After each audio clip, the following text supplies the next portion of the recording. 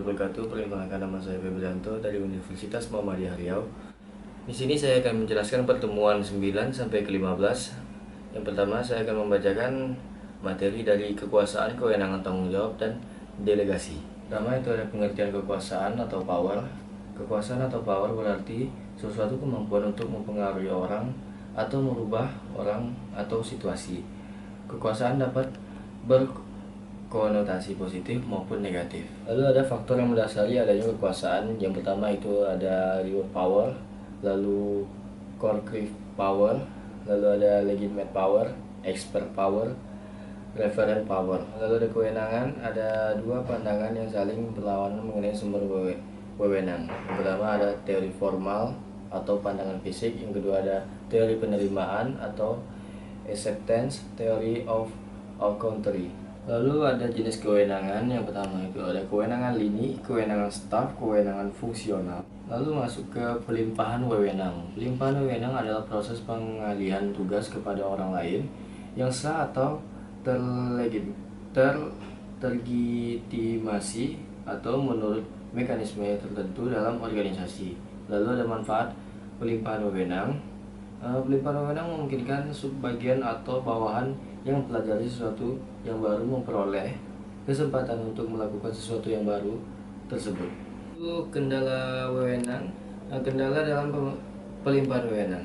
Yang pertama itu ada kapasitas staf yang terbatas, kurangnya bertanggung jawab atasan akibat pelimpahan wewenang. Lalu ada kunci pelimpahan wewenang agar efektif: kepercayaan atasan pada bawahan, komunikasi terbuka antara atasan dengan bawahan, lalu kemampuan manajer dalam memahami tujuan organisasi tertentu, tuntutan pekerjaan dan kemampuan bawahan. Ada tindakan agar wewenang agar efektif.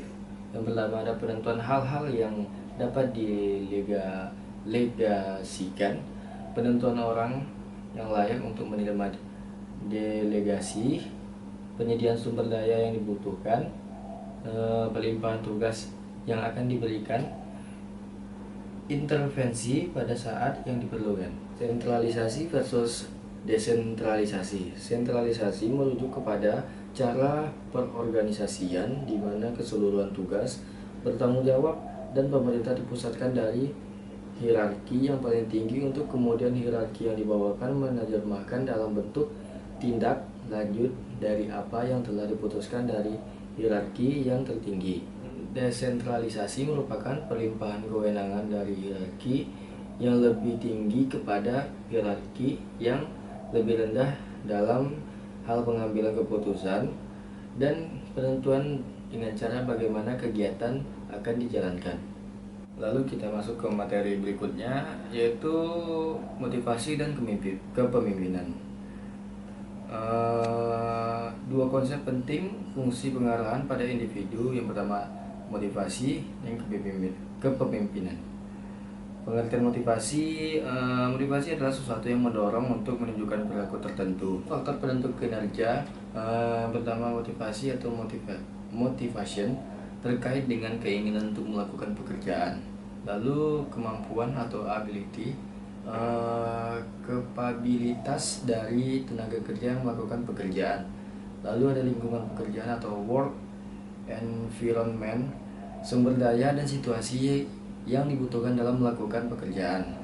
Lalu ada 5 perspektif kontemporer mengenai motivasi. Yang pertama ada perspektif kebutuhan, yang kedua ada perspektif keseimbangan dan keadilan, yang ketiga ada perspektif pengharapan, yang keempat ada perspektif penguatan, yang kelima ada perspektif penyusunan tujuan. Lalu ada 3 komponen utama dalam perspektif penghargaan. Yang pertama penghargaan terhadap hasil yang akan diperoleh, yang kedua ada dorongan motivasi, yang ketiga ada pengharapan akan usaha yang perlu dilakukan. Lalu ada modifikasi perilaku. Yang pertama itu ada penguatan positif, yang kedua pembelajaran melalui penghindaran terhadap sesuatu, yang ketiga ada pengecualian atau penindaan, lalu yang keempat ada hukuman. Lalu perspektif penyusunan tujuan mengenai motivasi. Pertama menyangkut tingkat keterlibatan anggota dalam penyusunan dan penentuan tujuan organisasi. Ketidaktahuan pegawai tentang organisasi akan menyulitkan perusahaan mencapai tujuan. Yang kedua, anggota yang bertipe X cenderung kurang dilibatkan, tidak terlalu dapat diharapkan dalam penyusunan tujuan, sedangkan yang bertipe Y cenderung untuk lebih dilibatkan dalam penyusunan tujuan atau kerangka McGregor. Masuk ke materi terakhir, yang judul materinya kelompok kerja dan komunikasi dalam organisasi. Pengertian kelompok kerja, pengertian kelompok dan kelompok kerja. Yang pertama ada kelompok. Kelompok merupakan kumpulan dua atau lebih dari saling berinteraksi dan saling mempengaruhi untuk suatu tujuan tertentu yang dipahami bersama. Lalu kelompok kerja adalah kelompok kerja yang disusun oleh organisasi dengan tujuan untuk menjalankan berbagai pekerjaan yang terkait dengan pencapaian tujuan organisasi. Karakteristik kelompok yang pertama merupakan kumpulan yang beranggota lebih dari satu orang, yang berarti adanya karakteristik yang berbeda dari setiap orang. Yang kedua, adanya interaksi antara kumpulan orang tersebut. Lalu yang ketiga, adanya tujuan bersama yang ingin dicapai. Ada kelompok kerja formal dan informal. Yang pertama, kelompok kerja formal adalah kelompok kerja yang dibentuk atau disusun secara resmi oleh manajer, di mana kelompok tersebut diberikan tugas pekerjaan yang terkait dengan pencapaian tujuan organisasi. Lalu kelompok kerja informal, kelompok kerja yang disusun atau tersusun dengan sendirinya ketika beberapa anggota dari organisasi yang kegiatannya biasanya tidak terkait langsung dengan rencana-rencana rutin dari organisasi, namun secara tidak langsung akan mempengaruhi kinerja dari orang-orang dalam organisasi. Norma dalam kelompok kerja yaitu sesuatu yang diterima dan disepakati oleh kelompok sebagai aturan yang mengontrol perilaku dan tindakan mereka. Dalam kelompok ataupun kelompok kerja memiliki sumber konflik. Yang pertama itu ada faktor komunikasi, faktor struktur tugas maupun struktur organisasi. Yang ketiga, faktor yang bersifat personal. Yang keempat, ada faktor lingkungan. Komunikasi dalam organisasi, pengertiannya yaitu proses di mana seseorang berusaha untuk memberikan pengertian atau pesan kepada orang lain melalui pesan simbolis. Bentuk-bentuk komunikasi, yang pertama ada komunikasi interpersonal, yaitu komunikasi lisan, komunikasi lisan, lalu komunikasi tertulis.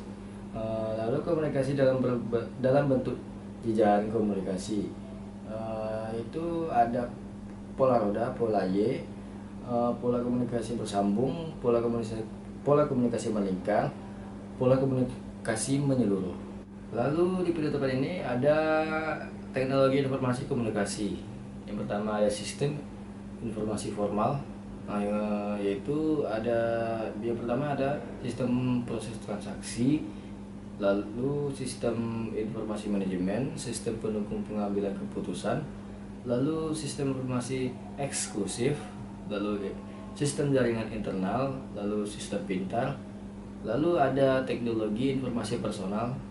Ada beberapa, yaitu komputer, mesin fotokopi, telepon seluler, webcam, dan lain-lain. Sekian materi yang bisa saya jelaskan. Apabila ada kata-kata yang salah atau pengucapan yang tidak benar, mohon dimaafkan. Saya Febrianto. Assalamualaikum warahmatullahi wabarakatuh.